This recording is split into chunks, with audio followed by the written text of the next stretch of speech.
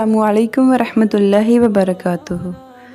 आज हम बात करेंगे जन्नत के उन 8 दरवाज़ों के बारे में जिनका जिक्र कुरान और हदीस में आया है।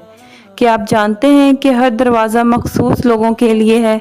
आइए जानते हैं कि कौन कौन इनमें दाखिल होगा। जन्नत के कितने दरवाज़े हैं?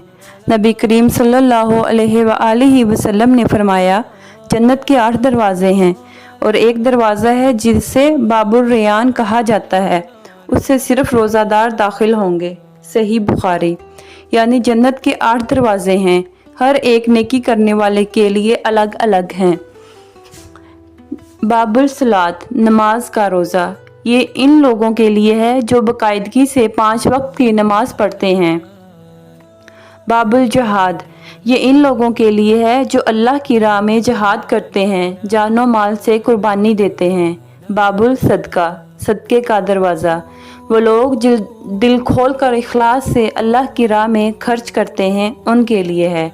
बाबुल रेयान, रोज़े का दरवाज़ा, जैसा कि हदीस में आया है, सिर्फ रोज़ादार इससे दाखिल होंगे। बाबुल हज, हज करने वालों के लिए, वो लोग जिन्होंने इखलास से फ़र्ज़ हज अदा किया, इस दरवाज़े से दाखिल होंगे। बाबुल काज़िमीनुल गैज़, गुस्सा ज़ब्त करने वालों के लिए, जो लोग गुस्से के वक्त सब्र करते हैं, दरगुजर करते हैं।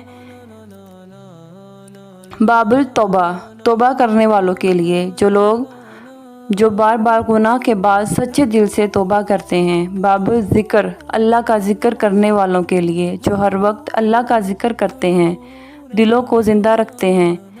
क्या कोई एक से ज़्यादा दरवाज़ों से दाखिल हो सकता है? जी हाँ। हज़रत अबू बकर सिद्दीक़ रज़ी अल्लाह ताला अन्हो ने पूछा, या रसूल अल्लाह, क्या कोई ऐसा खुश नसीब होगा जो इन तमाम दरवाज़ों से बुलाया जाएगा? नबी करीम सल्लल्लाहु अलैहि वसल्लम ने फरमाया, हाँ, और मुझे उम्मीद है कि तुम इनमें से एक हो।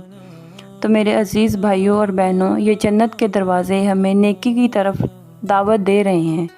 आइए हम अपने अमाल दुरुस्त करें ताकि अल्लाह हमें इन दरवाज़ों से किसी एक से या इन सब से बुलाए। अगर आपको ये वीडियो पसंद आए तो बराए करम हमारे चैनल को सब्सक्राइब करना ना भूलिएगा। जज़ाकल्लाहु खैरा। अस्सलामु अलैकुम वरहमतुल्लाहि वबरकातुहू।